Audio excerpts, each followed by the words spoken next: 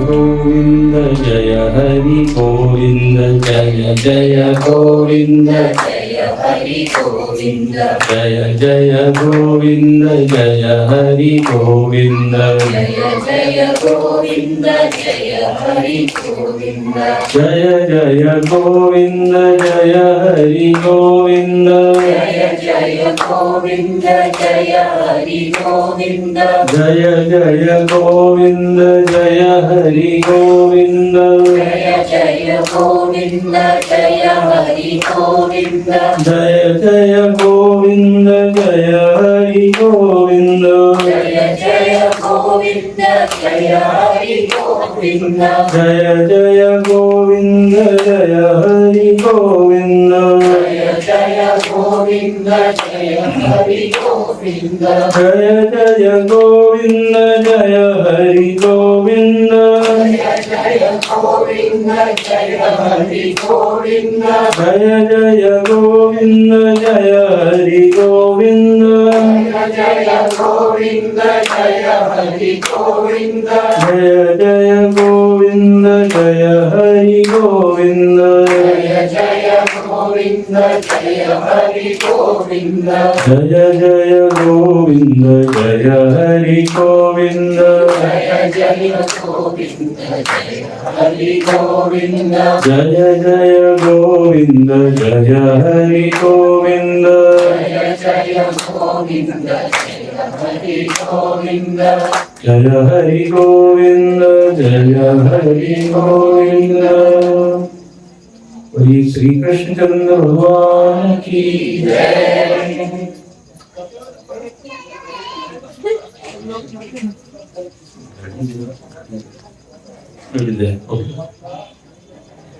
ओम श्री गणेशाय नमः।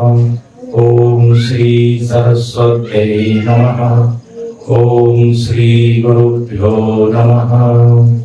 समस्त जन कल्याणे निरतं करुणामयं नमामि चिन्मयं देवं सद्गुरुं ब्रह्मविद्वरम्।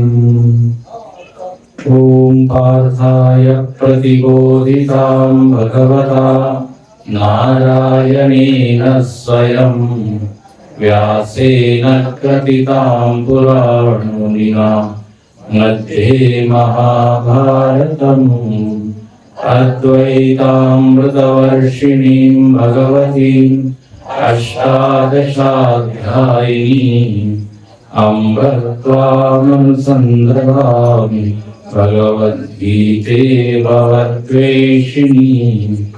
नमोऽस्तु ते व्यासविशालबुद्धे पुल्लारविन्दायतपत्रनेत्र येन त्वया भारततैलपूर्णः प्रज्वालितो ज्ञानमयप्रदीपः प्रपन्नपारिजाताय स्तोत्रवैत्रैकपाणये ज्ञानमुद्राय कृष्णाय गीतामृतदुहे नमः।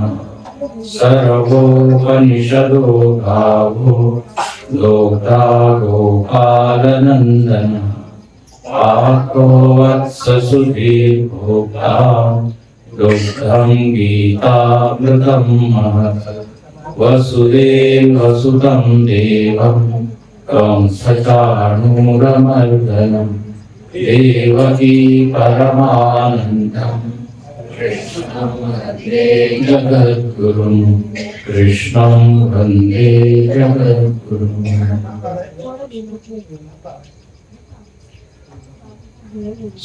कल हम लोग गीता पंचामृत पर चर्चा कर रहे थे। अमृत शब्द का अर्थ हम लोगों ने देखा था और अमृत मतलब जो आनंद दे वो है अमृत। शाब्दिक अर्थ तो होता है अमृत का जो अविनाशी हो, मूर्त न हो, मलिन, नित्य हो, शाश्वत हो। और अमृत केवल परमात्मा ही है।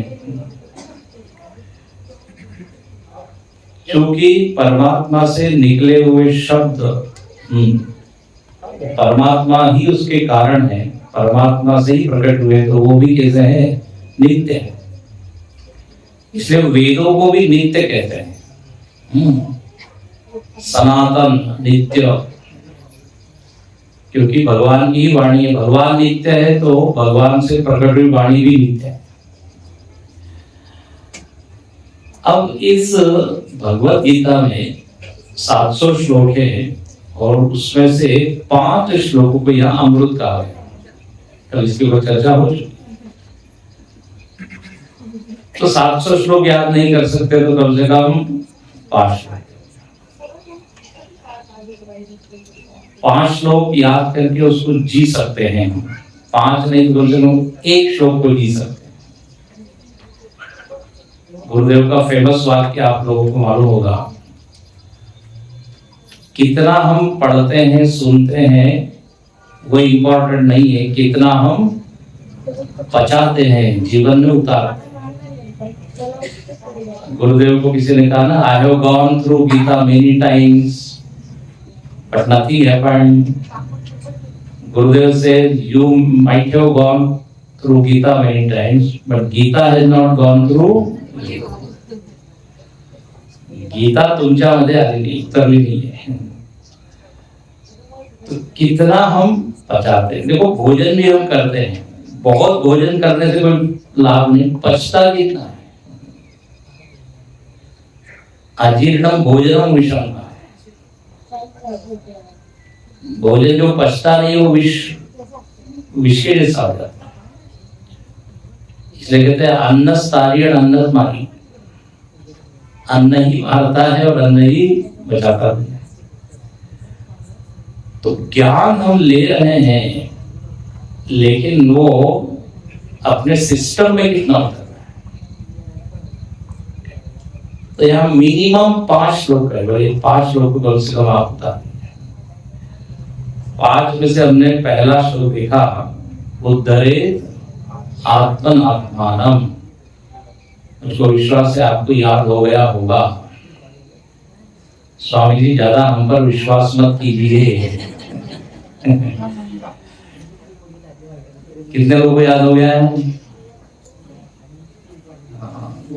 ठीक है, एक दिन और देता हूं, कल तक है। तो एक बार साथ में बोलेंगे हम लोग, उद्धरेदात्मनात्मानम् आत्मानमवसादये आत्मैवयात्मनो बन्धुः आत्मैव रिपुरात्मनः। भगवान ने यहाँ पर एक बहुत अच्छी हमको सलाह दी, एडवाइस। वो ये है कि आप अपना उद्धार कीजिए, उद्धरे। और उद्धार करना ये अपने हाथ में है। इस मामले में हम बिल्कुल स्वतंत्र है, कई मामलों में हम परतंत्र है। कल क्या परिस्थिति होगी मालूम नहीं, कल कौन लोग मिलेंगे मालूम नहीं, कल कौन से विचार आएंगे हमको मालूम नहीं। बहुत सारे जो हमारे हाथ में नहीं है, लेकिन वर्तमान हमारे हाथ में है और हम अपने को उठा सकते हैं। भगवान ने फ्रीडम दिया, स्वतंत्र। अच्छा, उद्धार करना मतलब क्या? कल का प्रवचन आप याद कीजिए। जो स्वामी 24 घंटे बीत गया, उड़ गया सब। कल हमने दो चार चीजें देखी थी।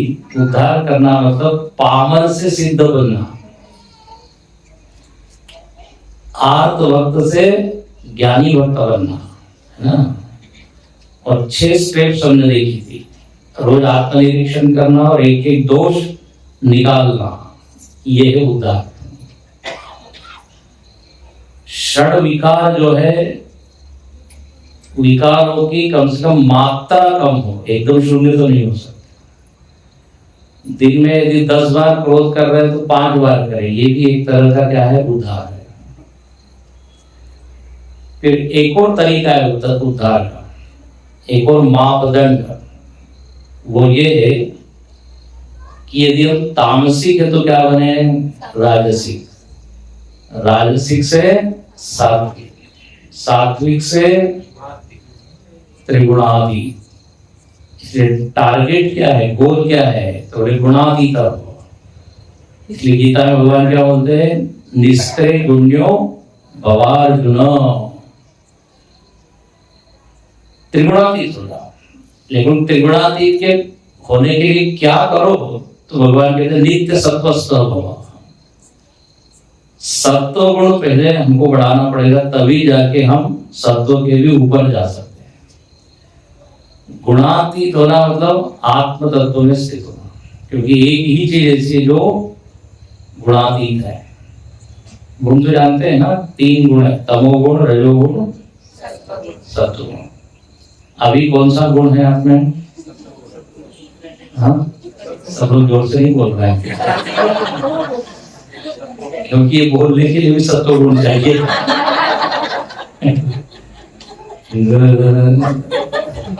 क्या क्या पूछा कि वो तो तमोगुण, फिर रजोगुण, फिर सत्व। यदि आज जीवन में 80% तमोगुण है तो उद्धार करना है, मतलब कम से कम 60-50% तमोगुण, रजोगुण बढ़े। फिर बहुत रजोगुण भी ठीक नहीं, तो फिर क्या होना चाहिए, सत्वगुण। लेकिन ये धीरे धीरे बढ़ते जाना चाहिए। ये 3 डायल अपने जीवन में लगा लीजिए, कांटा कहाँ जा रहा देखते रहिए।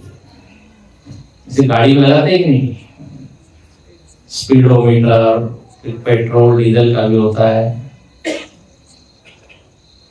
इधर इधर इधर जा रहा है, ई की तरफ जा रहा है। ई मतलब एंटी, है ना। पेट्रोल की टंकी क्या हो रही है, खाली हो रही है। एक से हो जाए ई का मतलब क्या, तो ई मतलब enough, it is enough for you to face trouble. तो जब इधर उधर काटा जाता है तो तैयार हो जाते लोग, कहीं पेट्रोल की है क्या, पेट्रोल पंप है ना, एक दो सही हो जाता। ऐसे अपने भीतर देखना चाहिए कि तमोगुण ज्यादा है, प्रोमिनेंट है, डोमिनेट कर रहा है, कि रजोगुण की सत्वगुण। भगवान ने तीनों के लक्षण भी बताए। कौन से अध्याय में? गुणत्रय विभाग 14वें अध्याय में लक्षण बताए कि यदि ये आ रहा है तो समझ लीजिए। अब यहाँ पे एक स्टॉल भी है, उसमें भी है ना त्रिगुण, स्टॉल में आपके। तो अपने को ही देखते रहना चाहिए, इसी को कहते हैं अपने को मित्र बनाओ, अपना उद्धार स्वयं करो। अच्छा, ये त्रिगुण ऐसे हैं, कोई आपके मस्तक पे दिखते नहीं है, आपने कोई अनुभव है ऐसे लाल लाइट, पीला लाइट, नीला लाइट, ऐसा कुछ नहीं है, तब बट अपने को अनुभव में आ जाता है कि अब मुझको नींद आ रही है। उसके लक्षण बताए ना, जमाई आती, जमाई, जामई मतलब बार बार सिर नीचे जा रहा है, मतलब अब एक लड़के से पूछा बार बार सिर क्यों नीचे जा रहा है, बोले ग्रेविटेशनल फोर्स के, गुरुत्वाकर्षण बल काम कर रहा है। तो ये लक्षण क्यों बताते हैं भगवान, बोले पहचान।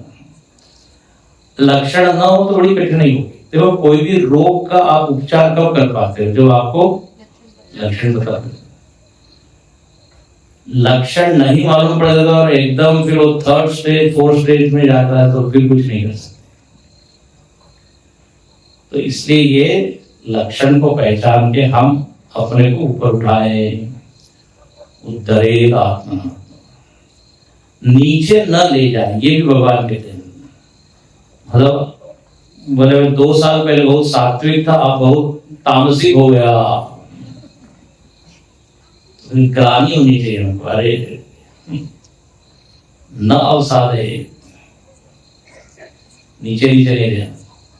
गुरुदेव ने बड़ा अच्छा लिखा है उस पुस्तक में कि बोले देखो हर व्यक्ति गिरता है, इट इज नेचुरल, हर समय। लेकिन उन्होंने बहुत अच्छा लिखा है, बोले गिरो, लेकिन कैसे गिरो? बोले जैसे रबर की बॉल गिरती है, रबर की बॉल यदि नीचे जाती तो वो हाँ डबल। लोहे की बॉल की तरह मत गिरो तो बैठ जाओ। पतन से भी सीखो और फिर भी डबल फोर्स, डबल उत्साह से ऊंचे उठे। तो ये बहुत ही बढ़िया श्लोक है प्रेरणा देने के लिए ना, प्रगति के लिए। अच्छा, अब यहाँ भगवान कहते हैं कि भाई कोई पूछेगा हम कैसे उठे, उसका साधन क्या है? तो बोले अपना ही मन है। आत्मैव आत्मनो बंधु, कल ने बताया था। अपने मन को हम उठाए। यदि हम मन को जीत लेते हैं तो ये मन हमारा मित्र है, और यदि मन से हार जाते हैं तो फिर वही मन शत्रु जैसा काम करता है। जीता हुआ मन मित्र है। कल हमने यहाँ पे छोड़ा था कि मन को जीतो तो आप उद्धार करोगे। तो मन को जीतना मतलब क्या? ध्यान से सुनना। मन को जीतना बोल तो दिया भगवान ने, जीतो, but what is the definition? तो अगले श्लोक में भगवान बोलते हैं मन को अपने अधीन करने का नाम मन को जीतना है। क्या मन, जैसे कोई राजा जीतता है दूसरे राजा पर विजय प्राप्त करता है, मतलब अब उसके वो अधीन हो जाता है। अच्छा, अधीन होने का मतलब भी क्या कि मैं जो कहूंगा वो तुम मानोगे, वश में आ जाता है। हाँ, वश में आना, अपने कंट्रोल में करना। विजय मिला प्राप्त करना मतलब अपने अधीन होना, और हार जाना मतलब हम उसके गुलाम हो जाते। अभी हम लोग कहते हैं मन के गुलाम है ना। मन जैसा कहता है उठो उठो, चलो चलो, खाओ खाओ। हम लोग मन की ही मानते रहते हैं। जब मन की मानते हैं तो उसको कहते हैं मनमानी करना। मन की मानना। इसलिए गोस्वामी तुलसीदास जी इतने बड़े संत हुए, वो भी कहते हैं कि वंचक भगत कहाई राम के, किंकर कंचन कोह काम के। बोले हम लोगों को लोग कहते कि हम भक्त है भक्त है। बोले काहे का मैं भक्त? देखो ईमानदारी से बोल रहे हैं तुलसीदास जी। बोल रहे मैं राम जी का दास नहीं हूं, मैं किसका हूं? काम क्रोध लोभ का ही दास बना हुआ, उन्हीं के मैं आदि हूं। किंकर, किंकर मुझे क्या है? नौकर, सेवक। तो विचार तो किंग करो भी, अब मैं क्या करूं? तो बोलते किंकर। सेवक का यही काम होता है ना, पूछना चाहिए अब मैं क्या करूं, ये काम हो गया अब क्या करूं, ये नहीं कि अब ये काम हो गया अब घर जाऊं क्या, छुट्टी। जो सतत क्या पूछे, क्या करूं क्या करूं। तो ये काम क्रोध लोभ हमको दास बनाए हुए हैं, हम इनके किंकर बने हुए हैं। किंकर कंचन कोह काम के, कोह तो क्रोध। इसका मतलब मन से हम क्या हो गए? पराजित। मन के आगे हमने क्या कर दिया? सरेंडर। तो बोले ये तो हारा हुआ मन है। इतनी ताकत होनी चाहिए अपने चरित्र में, व्यक्तित्व में या बुद्धि में कि मन जो है वो आज्ञा बने। मन को हम जैसे पशु होता है कि नहीं, पशु जब पहले आता है ना, कोई भी घोड़ा कुत्ता थोड़ा वाइल्ड होता है, उसको कंट्रोल करना कठिन होता है, लेकिन धीरे धीरे फिर जब कंट्रोल में आ जाता है तो हम जैसा कहते हैं बैठो तो बैठ जाता है, उठो। और गुरु जी अच्छा कहते हैं पहले होता है वो वाइल्ड, बाद में हो जाता है माइल्ड। है ना? तो ये मन भी पशुवत है, धीरे धीरे धीरे ये आदि। जब कुत्ता लेके आते हैं लोग तो वो एकदम तो बांधता है, बाद में आदेश मांगता है। जब सारे कुत्तों को हमने देखा है जो घर में पालते हैं वो इंग्लिश ही जानते हैं। टाइगर सिट डाउन, एक ही घर मुझको लगा टाइगर, मतलब बाप रे टाइगर, टाइगर मतलब मालूम दुबला होता है नाम बड़ा होता है। तो वो आदि हो जाता है। फिर अच्छा उसमें चेन खोल दो फिर भी वो भागता नहीं है। तो हमको भी कैसा होना चाहिए? पशुपति। भगवान शंकर का नाम क्या है? पशुपति, पशुपतिनाथ। भगवान शंकर के सामने कौन होता है? नंदी बैल होता है। तो वो बैल इसी का प्रतीक। या भगवान गणपति, गणेश भगवान चूहे के ऊपर बैठे। एक चूहा वो चंचल होता है, तो चूहा मन का प्रतीक है और गणेश जी बुद्धि के प्रतीक। बुद्धि से किसको कंट्रोल करे? मन को। मन तो उटपटांग बात सोचता है, मन बहुत डेंजरस चीजें सोच लेता है और मालूम नहीं क्या क्या कल्पना करता है। लेकिन बुद्धि को उसको बार बार कंट्रोल करना। उपनिषदों में उदाहरण दिया है घोड़ों का, ना, इंद्रियाणि हयानाहु विषयांस्तेषु गोचरान्। कठोपनिषद में कहा है मन प्रग्रहमेव च बुद्धिं तु सारथिं विद्धि। इंद्रियां घोड़े हैं, मन लगाम है और बुद्धि सारथी है। तभी जाके मन को हम जीत सकते हैं बुद्धि से। इसे भगवान ने बुद्धि को कहा दिया है सबसे ऊपर, हेड ऑफिस बुद्धि।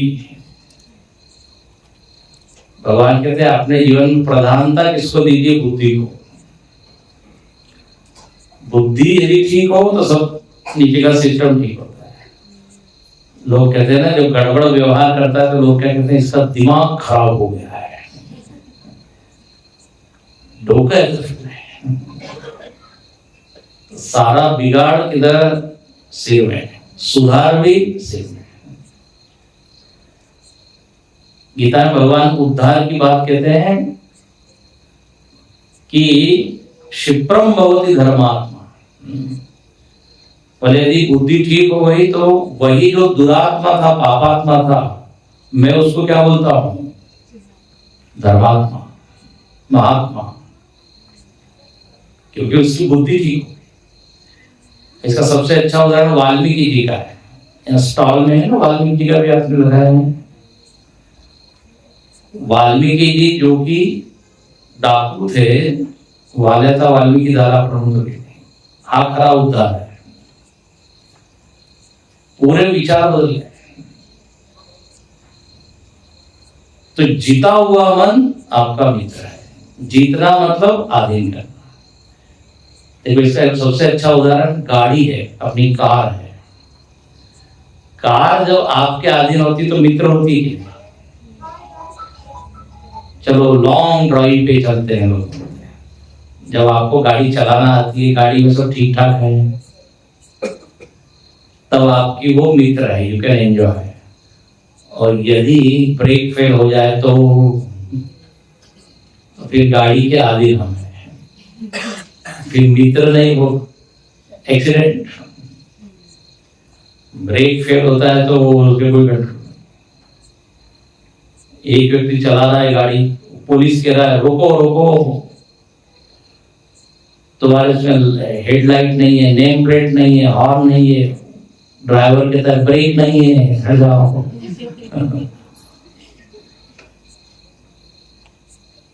ब्रेक नहीं हो तो ऐसी गाड़ी फिर चाहे कितनी भी महंगी हो, आप बैठना पसंद करेंगे, क्योंकि उसमें फिर अपना कोई कंट्रोल नहीं है। तो ये कार्यकरण संघा, इसको कहते हैं कार्यकरण संघा। शरीर, मन, बुद्धि, इंद्रिय, प्राण, ये एक टेक्निकल शब्द है। असेंबलेज, ये पूरा अपने कंट्रोल में हो तो अपने जीवन की गाड़ी बढ़िया चलती है। नहीं तो मन कुछ कह रहा है, बुद्धि कुछ कह रही है, इंद्रिया कुछ कह रही है, तो तीन डायरेक्शन। इसलिए अनात्मनस्तु शत्रुत्वे वर्तेत आत्मैव शत्रुः, बहुत ही सुंदर भगवान ने बोला है। बोले यदि ये मन आपके द्वारा जीता हुआ नहीं है तो ये आपका शत्रु है। और शत्रु मतलब वो क्या बोलते हैं? बोले वो आपका है ही नहीं, अनाथ, कोई उपयोग नहीं। शरीर यदि हमारे कंट्रोल में नहीं है तो it is of no use, आपको परेशान करेगा। देखो शरीर को यदि हमने नहीं संभाला तो कितना परेशान करता है ना। शुगर हमने नहीं संभाली तो फिर शुगर है, फिर क्या बीपी है, बहुत सारे फ्रेंड्स हैं, शत्रु। तो ये अपने नियंत्रण में हो तो ठीक है। डॉक्टर लोग क्या कहते हैं? कंट्रोल में होना चाहिए, कंट्रोल में होना चाहिए, खत्म तो नहीं हो सकता कंट्रोल। मन यदि अपने कंट्रोल में हो तो ठीक है, बुद्धि अपने कंट्रोल में हो तो ठीक है। ये पूरा संघात है। यदि ये नहीं हो तो समझ लीजिए हमने अपने आप को ही गवा दिया। इसलिए वो संस्कृत एक दोहा है, कबीरदास ने बोला, रात गवाई सोए कर दिवस गवायो खाए, हीरा जन्म अमोल था कौड़ी बदले जाए। दिन किसमें गवाया? खाने में। और खूब खाने के बाद क्या आएगी? नींद। तो दिन खाने में, रात सोने में। इतना बढ़िया कीमती जीवन कौड़ी के। तो आजकल तो देखिए नहीं, कौड़ी मतलब पहले होता था ना, करेंसी होती थी, बेकार हमने व्यर्थ कर। इसलिए भगवान कहते हैं अरे उद्धरे आत्मा, ये बढ़िया वाला जन्म है, बड़े भाग मानुष तन पावा, इसमें अपना कल्याण। ठीक है। अब एक आपको बताएं, गीता में एक और श्लोक आता है, अब आपसे मैं पूछता हूं, जिसमें उद्धार शब्द आता है। एक और श्लोक है। हाँ हाँ हाँ,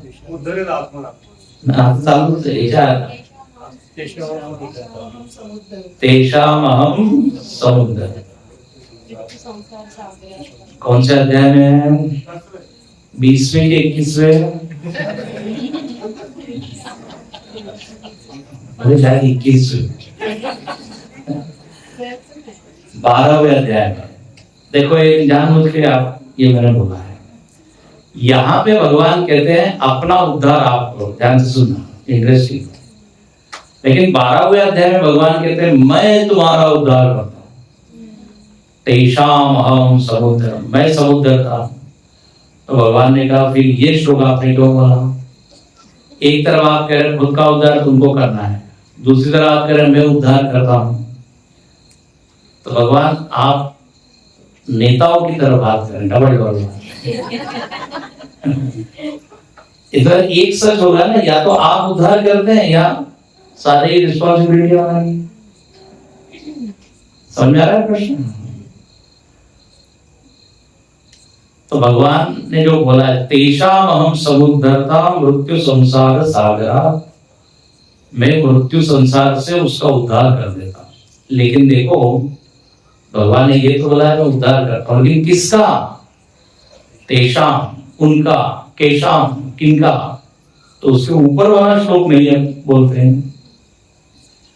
उसके ऊपर वाले श्लोक में भगवान ने बोला है ये तो सर्वाणि कर्माणि मयि सन्न्यस्य मत्परा अनन्येनैव योगेन मां ध्यायन्त उपासते तेषाम अहं समुद्धरता। जो ऊपर की 3-4 चीजें करता है उसका मैं उद्धार करता हूं।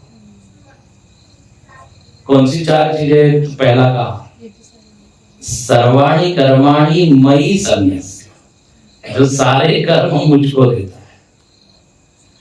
फिर मत्पराः, मत्परा मतलब जिसके जीवन की दिशा मैं ही हूं, जो मुझको ही श्रेष्ठ मानता है, दुनिया की चीज उसको सेकेंडरी करती है। मत्परा अनन्य नहीं वो योगेन, जो अनन्य योग से मेरी उपासना कर रहा है। तो अब ये 3 चीज तो हम ही कर रहे हैं ना, ये तो हमारे ही हाथ में। भगवान कहते हैं ये तुम करोगे तो मैं उद्धार करूंगा। मतलब फाइनल बात किस पर आ गई? अपने ऊपर ही आ गई। ऐसा नहीं कि कोई सोया है भगवान आके उठा देते उद्धार कर देते। होगा भगवान तो देगा खटिया पर। समुद्धरता में हूं, लेकिन कौन? जो पहले ये 3 शर्त पूरी करता है। तो अगेन बात हम पर ही आ गई। ये बात है। जैसे आपने देखा होगा ना, कई बार मैंने उदाहरण दिया है, जो लोग हमारे प्रवचन सुनते हैं उन्होंने सुना होगा। पहले परीक्षा में कृपांक होता था, कृपांक, ग्रेस मार्क। आजकल होते हैं क्या? होते हैं। ग्रेस मार्क कितने होते हैं? पहले 5 मार्क, 3 मार्क फिर होते। तो कृपा किसके ऊपर होती है? कृपा किसको मिलते? जो 30 नंबर मिल जाए इतना लिखते हैं। मतलब कृपा प्राप्त करने के लिए पहले आपको पुरुषार्थ करना ही पड़ेगा। जैसे कॉपी बिल्कुल कोरी रखी है, उसको जो 5 मार्क नहीं मिलते, लेकिन उस लड़के ने कम से कम 2 मार्क तो मिलने चाहिए, क्योंकि सफाई के 2 मार्क। तो पुरुषार्थ करना पड़ेगा तब फिर कृपा कर सकते। इसलिए वो श्लोक आधा ही पढ़ते हैं लोग, तेषाम अहं समुद्धरता। उसके ऊपर जो शर्त है, बोले गुरु उद्धार करेंगे। अब कोई कहेगा गुरु उद्धार करेंगे, लेकिन ये मेरे गुरु, ये मानेगा कौन पहले? हम ही मानेंगे ना, समझ रहे? गुरु किससे स्वीकार किया? मैंने तो प्रयत्न करे ही पहले। इसलिए स्टार्टिंग पॉइंट मैं ही हूं। ये यहां भगवान कहते हैं, दरेगा। तो ये तो पंचामृत का पहला श्लोक। अब दूसरा श्लोक, किसी ने कहा कि अच्छा, ये हम अपना उद्धार कर सकते हैं जो आप कह रहे हैं, हमारा अधिकार है? ये आपने हमको राइट दिया है, अधिकार? भगवान ने यस, आपको अधिकार है अपना उद्धार करने का। आजकल बोलते हैं ना लोग सवाल में, this is my right, freedom of speech, मैं कुछ भी बोलूं ये मेरा अधिकार है। संविधान मुझको क्या ये स्वतंत्रता देता है, तो उद्धार करने का अधिकार है। भगवान कहते हैं यस। तो भगवान ने दूसरे अध्याय में एक श्लोक बोला, कर्मण्ये वाधिकारस्ते। इसे देखिए आपके लिए ना दूसरा श्लोक, कर्मण्ये वाधिकारस्ते मा फलेषु कदाचन मा कर्मफल हेतुर्भूः मा ते संगोस्त्वकर्मणि।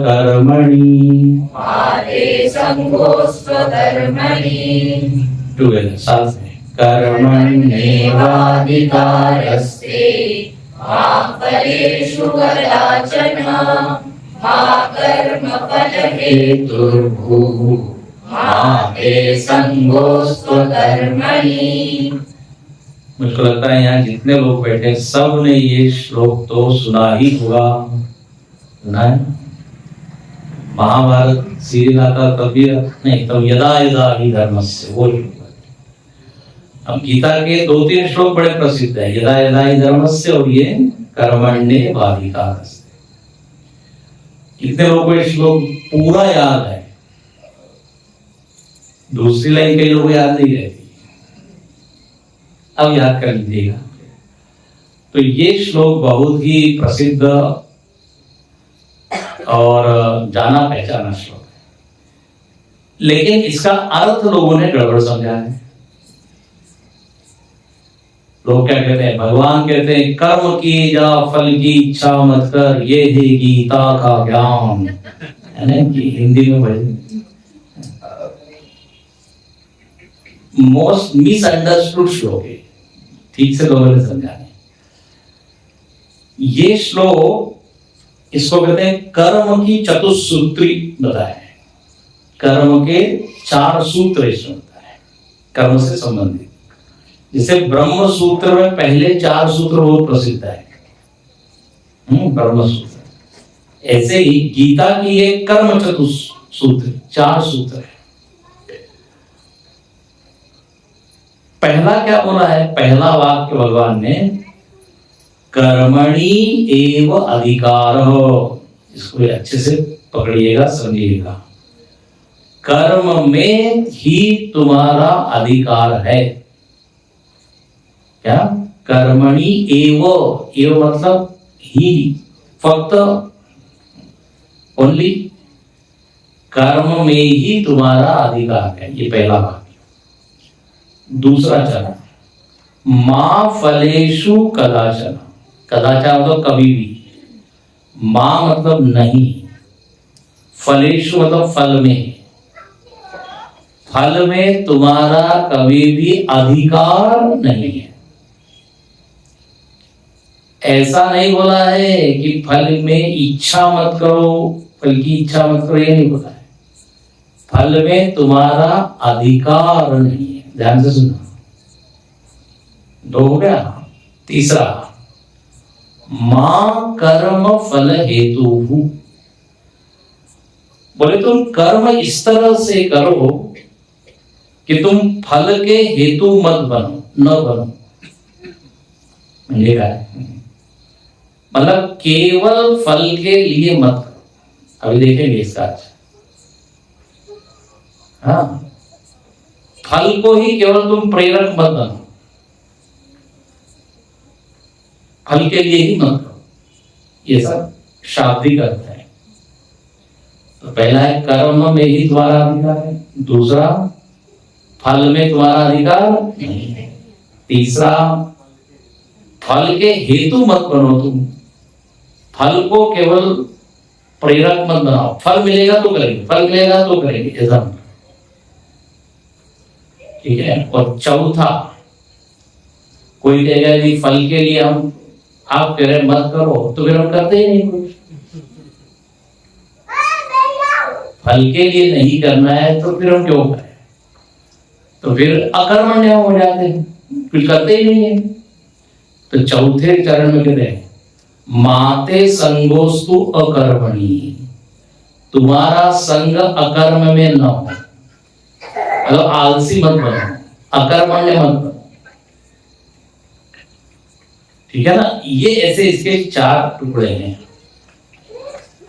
प्राय जब हम फल के लिए कुछ नहीं करते हैं, मतलब फल के लिए नहीं करना है, तो फिर प्रश्न आएगा फिर हम करें ही क्यों? तो भगवान जो नो, आलसी मत बनो, करो। तो आप कह रहे फल के लिए मत करो, फिर हम क्यों कह रहे हैं? है ना? तो देखो, पहला वाक्य सुनिए, कर्म में तुम्हारा अधिकार है। मतलब क्या? मतलब ये है कि आप कर्म कर सकते हो, ऐसा कर सकते हो, वैसा कर सकते हो, नहीं कर सकते हो। ध्यान रखना। अकर तुम, अन्यथा कर तुम, ऐसा भी वैसा भी, नहीं भी, चॉइस इज योर्स। ये उसका अर्थ होता है। कर्म में अधिकार है, कर्म करो, कर्म करो, ऐसा नहीं। कर्म मत भी करो, गड़बड़ कर्म मत करो। क्रिकेट में देखो, जो बॉलर बॉल डालता है ना, तो ऐसा नहीं कि हर बॉल पे बैट्समैन शॉट मारता है, कई बॉल वो छोड़ देता है और कमेंटेटर क्या कहता है, वेल लेफ्ट, बहुत अच्छा इसने छोड़ा। क्योंकि टच करता तो स्लिप में कैच जाता। तो कभी कभी न करना भी क्या है, अच्छा है। अच्छा, ये बैट्समैन का अधिकार है, ऐसा जरूरी थोड़ी कि हर बॉल पे मारना ही है ना। इंटरेस्टिंग। तो हर चीज करनी है इसी पे जरूरी नहीं। हर जगह माइक दिखे तो प्रवचन करना ही है, ऐसा थोड़ी नहीं। तो माइक दिख रहा है मेरे लिए रखा है। स्वामी लोग होता है सारे। तो कर्म में अधिकार है, मतलब आप कर सकते हो, नहीं कर सकते हो। अच्छा, एक और है, विहित कर्म कर सकते हो, निषिद्ध कर्म कर सकते हो। You full freedom. विहित मतलब शास्त्र सम्मत, निषिद्ध मतलब शास्त्र ने जिसको मना किया है। ध्यान रखना, ये आदमी नाम का प्राणी दोनों तरह के कर्म कर सकता है, पुण्य कर्म, पाप कर्म, विहित कर्म, निषिद्ध कर्म। पशु कर सकता है क्या? पशु को तो प्रकृति ने ऐसा प्रोग्राम किया हुआ है, उसके में घास ही खाएगा, उसको मांस ही खाएगा। चिड़िया जैसी घोंसला बनाती है वैसी ही बनाएगी। वो कुछ भी बदल नहीं कर सकते, ना पाप कर सकते ना पुण्य। इसलिए पशु में न तो कोई पापी पशु है ना पुण्यात्मा पशु। शेर यदि हिरण को खा रहा है, मार रहा है, तो उसको कोई जेल नहीं होती। और कोई पशु आपकी सेवा कर रही तो उसको कोई पद्म भूषण नहीं मिलता। और नेचर है उनका, प्रकृति है। लेकिन मनुष्य है वो विधि निषेध दोनों कर सकता है। इसलिए रास्ते पे जाता है तो वो सिग्नल होते हैं ना, लाल पीला, तो सिग्नल के अनुसार चल भी सकता है और सिग्नल को तोड़ भी सकता है। तोड़ने वाले बोल सकते हैं विहित और निषिद्ध।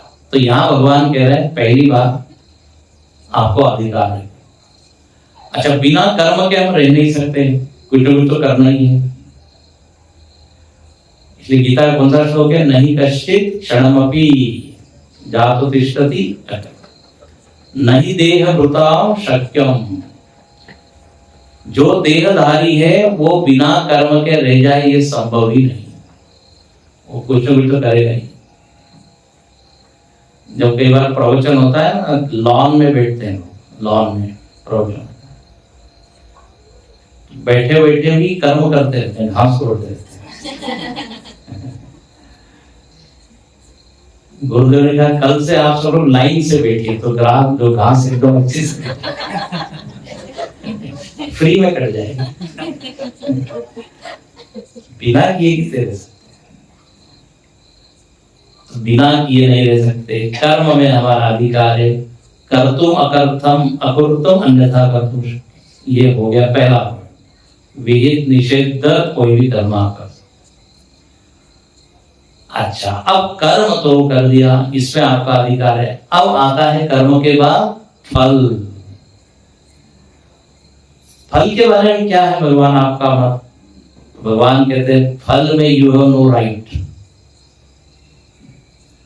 हो मतलब फल कितना मिलेगा, कहाँ मिलेगा, कैसे मिलेगा, कब मिलेगा, इस पर आपका कोई कंट्रोल नहीं है। भगवान यहाँ ये नहीं कह रहे हैं कि फल की इच्छा ही मत करो, फल को सोचो ही मत, ऐसा नहीं कह रहे हैं ना, ध्यान से सुनना। अरे भाई, ये बिल्कुल अव्यावहारिक उपदेश होगा। बिना फल के कर्म करो। आप एक भी कर्म बिना फल के नहीं कर सकते। पहले फल के बारे में सोचते हैं ना। भाई भोजन करने बैठते हो तो क्यों बोले भोजन करने के बाद मेरी भूख शांत होगी, मुझको शक्ति मिलेगी। परीक्षा में बैठते हैं तो फल के लिए बैठते हैं ना, कि हमको नंबर मिलेंगे, पास हो। कोई भी आप ऐसा कर्म बताओ जो बिना फल के करते हो। गाड़ी में भी बैठते हो, ट्रेन में, फ्लाइट में, तो फल सामने रखते हैं, हमको यहाँ जाना है, तो फल को चीज छोड़ दो, फल के बारे में सोचो ही मत। ऐसा भगवान नहीं कह रहे हैं, ये बिल्कुल इम्प्रैक्टिकल हुआ। बिना प्रयोजन के, ऐसा लिखा है कि एक मंद व्यक्ति भी कुछ नहीं करता, प्रयोजन अनुद्दिश्य बंदोपि न प्रवर्तते, कुछ ना कुछ। तो भगवान कह रहे हैं, हम ऐसा नहीं कह रहे कि फल के बारे में सोच रहे हैं, लेकिन फल में अधिकार नहीं है, फल का त्याग ही कर दो, ऐसा नहीं हम कह रहे हैं। फल का त्याग ही करना है तो कर्म क्यों करें? लेकिन प्राय लोग क्या, फल को छोड़ दो और कर्म करो, ऐसा लोग ट्रांसलेशन करते हैं। फल का त्याग करके कर्म करो। अभी कितना व्यावहारिक हो गया जरा बताइए। अब हम ये प्रवचन कर्म कर रहे हैं, ठीक है, और हमारा प्रयोजन क्या है कि भाई सब लोगों को ये श्लोक थोड़े समझ में आ जाए, यही है ना फल, तो इसका ये होना चाहिए। एक व्यक्ति ने कहा, महाराज स्वामी जी आपका कर्म में अधिकार है, प्रवचन में आपका अधिकार है, फल के बारे में मत सोचो कि हमको कितना समझ में आ रहा नहीं है। कर्म ने अधिकार से माँ फलेषु, तो फिर ये प्रवचन क्यों? फल का ही त्याग करना है या फल के सोचना ही नहीं है तो दिन भाई। कई बार मैंने उदाहरण दिया है प्रवचन में, 30 दिन हम क्या करते हैं, काम करते हैं ऑफिस में, काय के लिए 1 तारीख को हाँ पेमेंट। अब 1 महीना, 2 महीना, 3 महीना उसने पेमेंट ली नहीं।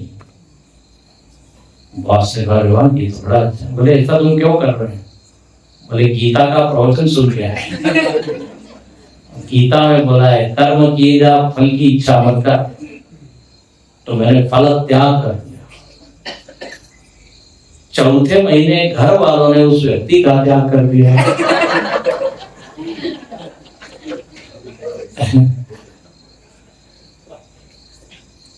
समझ आ रहा है कि आपको फल त्याग मां फलेषु का जरा गंभीर है। फल में आपका अधिकार नहीं है, इसका मतलब ये है कर्म में आप स्वतंत्र हो, मतलब वर्तमान में आप पूरा जोर लगाइए। आपको यदि फल अच्छा चाहिए तो आप जोर कहाँ लगा सकते हैं?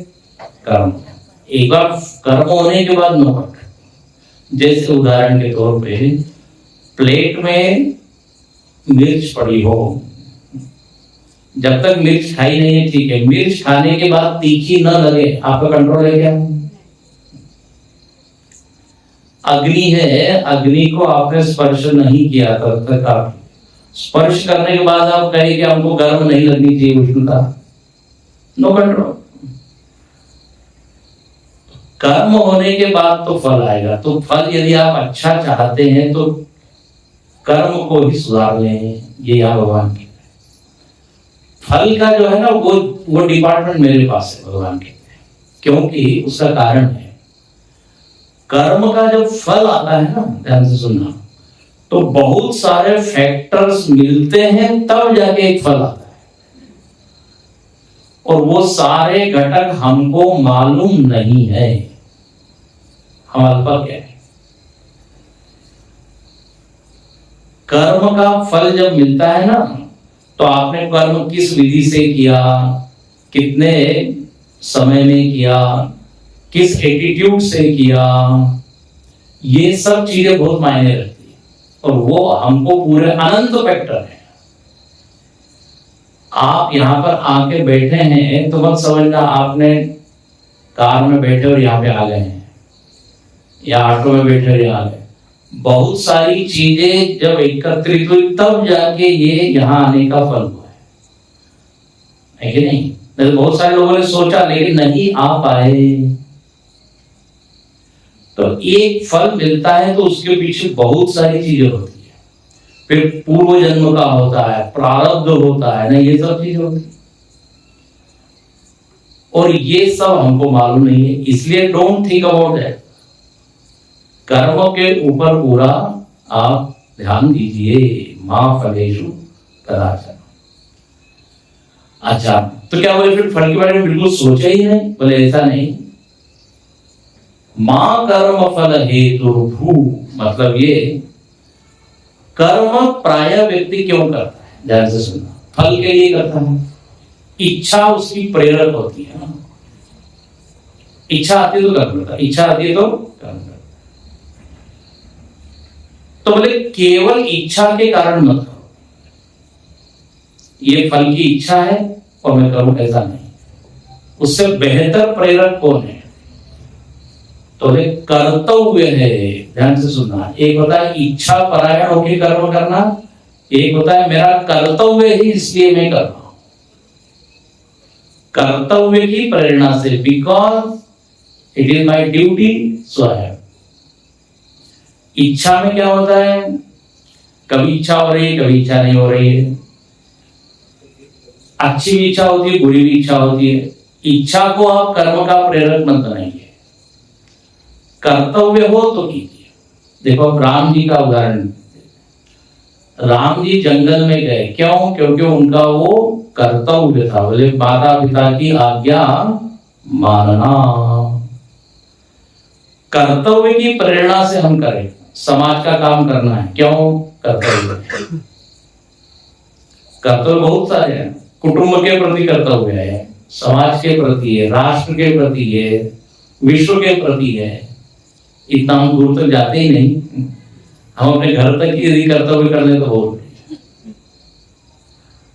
तो कर्तव्य प्रेरित कर्म करो, केवल फल की इच्छा से मत करो कि मुझको कितना मिलेगा, कैसा मिलेगा, कब मिलेगा। यह है फलेच्छा। फल के प्रति अति आग्रह मत करो। चलो ये मां कर्म फल हेतु का मतलब क्या? आग्रह करना। इतना क्यों नहीं मिला, उसको मिला, हमको कब मिला। ये जो शिकायत होती है ना, तकरार करो न पड़ो, रड़ता रड़ता फल लेते हैं। बोले वो फल में क्या बुद्धि रखो? प्रसाद बुद्धि। इसको बोलते मां कर्म फल हेतु। अति आग्रह करना वो आपको क्या दुख देगा। अच्छा, और बहुत ज्यादा फल की चिंता कर रहे हैं, बहुत ज्यादा फल मिलेगा कि नहीं, कैसा मिलेगा, कितना मिलेगा। कई बार मैं उदाहरण देता हूँ, पीछे दिया हुआ है मैंने।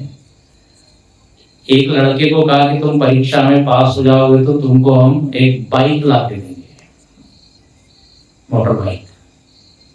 परीक्षा हुई फेल। बोले तुमको कहा था हमने पास होंगे तो बाइक देंगे, क्या किया तुमने साल भर? बोले मैं बाइक चलाना सीख रहा था। इसको कहते हैं फलाशक्ति, फलाग्रह। हो गया ना, भविष्य में चला गया तो वर्तमान में उसने, यदि वर्तमान में ठीक करता तो ऑटोमेटिकली उसको। अब आप पकड़ रहे हो क्या नाम कह रहे हैं? मां कर्म फल, कर्म का प्रेरक फल फलाग्रह न हो। कर्तव्य इसलिए मैं कर रहा हूं। अच्छा, इससे बेहतर एक और ऑप्शन है, मैं भगवान की सेवा कर रहा हूं। प्रेरक क्या बना? भगवत भक्ति या भगवत सेवा। ये टॉप मोस्ट है। मैं केवल कर्तव्य इसलिए नहीं कर रहा हूं, बल्कि भगवान को अच्छा लगता है इसलिए कर रहा हूं। ध्यान से सुनना, इसमें बहुत फर्क है। कई बार क्या होता है, कर्तव्य बड़ा ड्राई हो जाता है, सूखा हो जाता है। ड्यूटी है, रोते रोते करते हैं। लेकिन यदि उसको आप इस भाव से करें कि ये मेरा मतलब भगवान के प्रति ये मेरी सेवा है, तो आप देखिए उसमें रस आ जाएगा कि नहीं। कर्म को यदि रसमय बनाना है, कर्तव्य को, तो उसमें जरूर किसको डालिए? भगवान।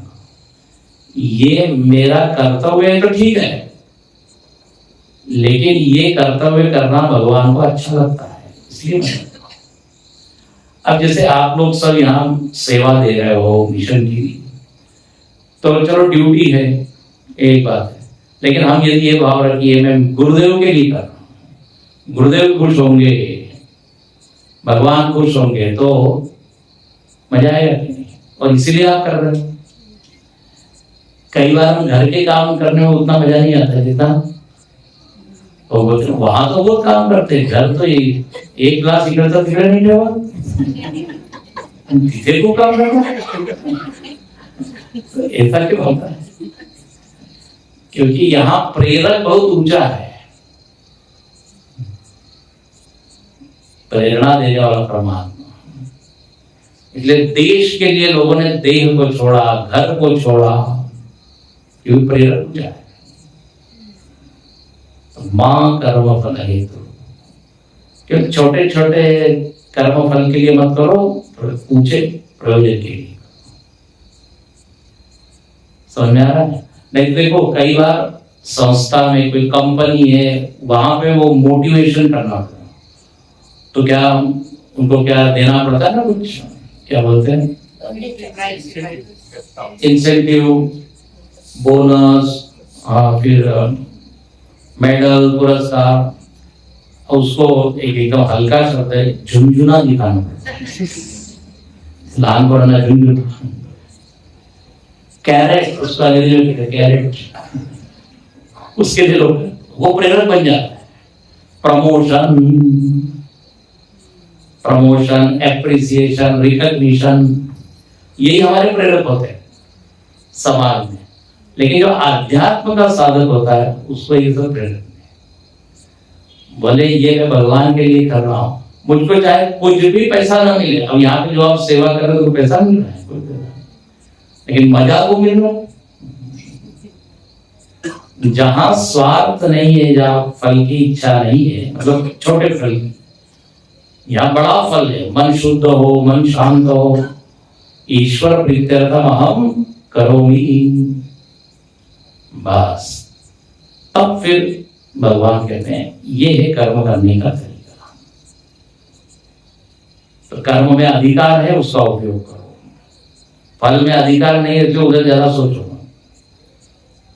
केवल छोटे छोटे कर्म फल के लिए मत करो, मां कर्म फल है। अब कोई कहेगा कोई एप्रिसिएशन नहीं, कुछ नहीं, तो मैं कुछ करता ही नहीं, बोले आलसी मत अकर्मण्य मत। नहीं तो होता है ना कंपनी में, बोले कुछ हमको मिलता ही नहीं, क्यों करें, आलसी हो जाते हैं। बोले आलसी नहीं बनना है, क्योंकि आलस्य से तो कुछ भी लाभ नहीं होता। आलस्य में केवल आपकी आयु खत्म हो जाती है, नो गेन नथिंग। शरीर यात्रा विचते न प्रसिद्धे अकर्मणम्। अकर्मी व्यक्ति की तो शरीर यात्रा भी ठीक नहीं होती। दो तरह की यात्रा होती है, एक शरीर की यात्रा, एक जीव की यात्रा। मरने के बाद भी जीव की यात्रा चलती। यदि कर्म इस ऊंचे भाव से किए तो फिर अगली यात्रा,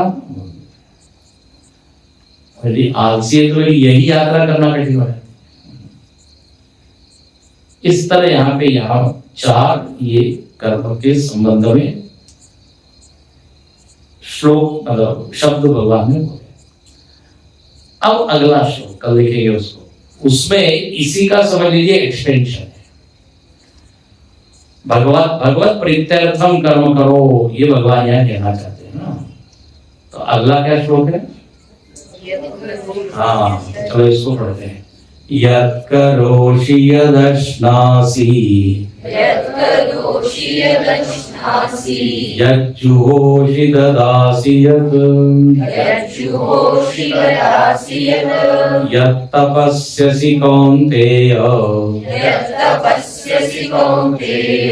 तत्कुरुष्व मदर्पणम्।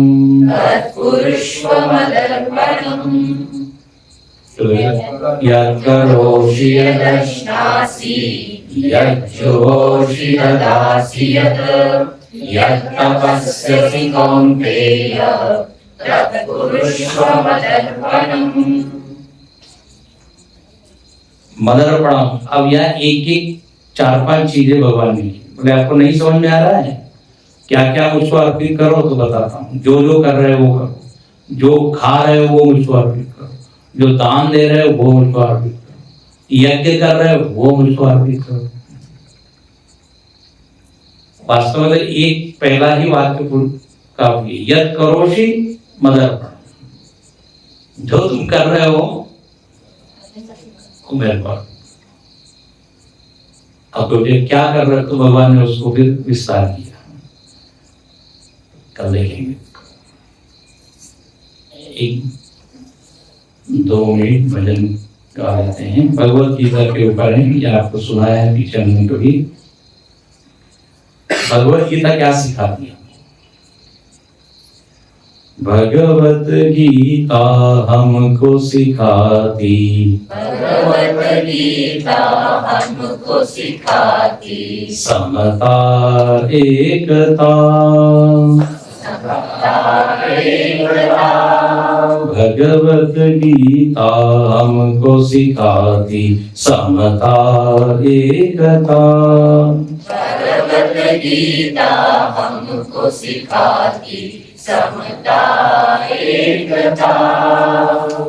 सुख दुख आए फिर भी न रोना, सुख दुख आए फिर भी न रोना, सुख दुख आए फिर भी न रोना, सुख दुख आए फिर भी न रोना। शीत उष्ण को हंस कर सहना, शीत उष्ण को हंस कर सहना, शीत उष्ण को हंस कर सहना। शीत उष्ण को हंस कर सहना। कहते कन्हैया, कहते कन्हैया, भगवत गीता हमको सिखाती, समता एकता सिखाती, समता एकता। राग द्वेष को कम है करना, राग द्वेष को कम है करना, राग द्वेष को कम है करना, राग द्वेष को कम है करना। शोक मोह से हमको तरना, शोक मोह से हमको तरना, शोक मोह से हमको तरना। शोक मोह से हमको तरना। गाते कन्हैया, गाते कन्हैया, भगवत गीता हमको सिखाती, समता एकता सिखाती, समता एकता। ज्ञान भक्ति और कर्म है करना, ज्ञान भक्ति और कर्म है करना, ज्ञान भक्ति और कर्म है करना। ज्ञान भक्ति और कर्म है करना। ध्यान प्रभु का मन में रखना, ध्यान प्रभु का मन में रखना, ध्यान प्रभु का मन में रखना। ध्यान प्रभु का मन में रखना। कहते कन्हैया, कहते कन्हैया, भगवत गीता हमको सिखाती, समता एकता सिखाती, समता एकता सिखाती। समता एकता। बोलिए गीता माता की जय। ओम पूर्णमदः पूर्णमिदं पूर्णात् पूर्णमुदच्यते पूर्णस्य पूर्णमादाय पूर्णमेवावशिष्यते। ओम शांति शांति शांति। हरि ओम। श्री गुरुभ्यो नमः।